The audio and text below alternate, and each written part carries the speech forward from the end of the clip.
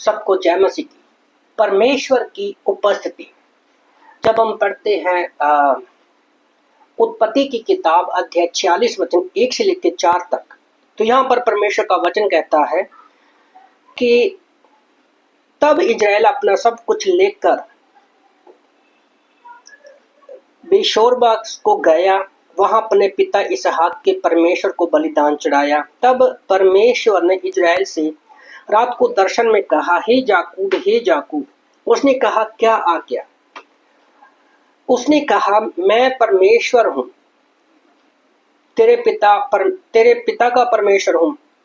तू मिस्र में जाने से मत डर, क्योंकि मैं तुझको वहां एक बड़ी जाति बनाऊंगा। मैं तेरे संग मिस्र में चलता रहूंगा। मैं तुझे वहां से फिर निश्चय ले आऊंगा, और जो सब अपने हाथ से तेरी आंखों को बंद करेगा। तो यहाँ पर याकूब के परिवार को परमेश्वर बता रहा है कि तू अपने परिवार के साथ मिस्र में चला जा। वहां पर क्या है, कोई भी तुझे किसी तरह की कोई दिक्कत परेशानी नहीं आएगी। तो याकूब पूरे घराने के साथ 70 लोग मिस्र में चले गए। यहाँ पर उनका बेटा यूसुफ था, जिसको उनके भाइयों ने पहले मार दिया था, और जब 7 साल का अकाल पड़ा तो भाई खाना लेने के लिए वहां पर गए और यूसुफ ने अपने भाइयों पर प्रकट किया। तो अब परमेश्वर याकूब को बोल रहा है कि तुम बिंदास वहां पर जाओ, तुम जहां पर रहोगे मैं तुम्हारे संग रहूंगा। तो हम चाहे कहीं पर भी रहें, परमेश्वर की उपस्थिति हमेशा हमारे संग रहती है।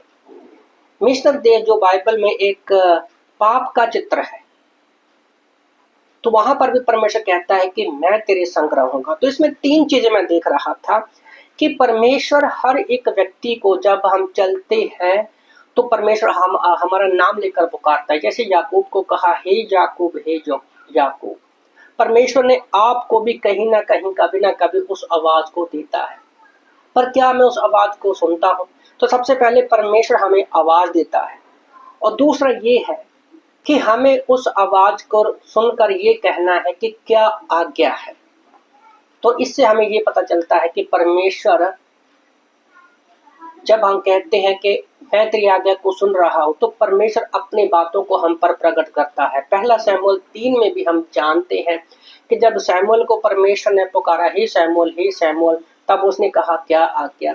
और जब प्रेरितों के काम अध्याय 9:1 से लेके 5 तक पढ़ते हैं हम, तो वहां पर भी परमेश्वर ने जब साउल, जो बाद में पौलुस बना, उसको पुकारा, तो उसने भी कहा, हे साउल, हे साउल, तो मुझे क्यों सताता है? तो उसने कहा, क्या आज्ञा?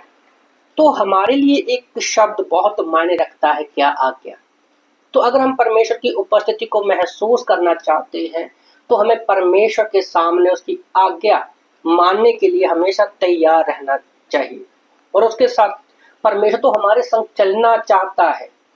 प्रकाशित वाक्य अध्याय 3 वचन 20 के अनुसार परमेश्वर हमारे दिल का दरवाजा खटखटाता है, वो हमारे साथ भोजन करना चाहता है, क्योंकि परमेश्वर हमारी आज्ञा चाहता है हमारे जीवन में काम करने के लिए। और जब हम परमेश्वर के संग चलते हैं तो परमेश्वर हमें एक ही चीज कहता है, आओ पार चले। जब हम मार्कुस की किताब अध्याय 4 वचन 35 को पढ़ते हैं, तो यीशु मसीह अपने चेलों को कहते हैं कि आओ हम पार चले।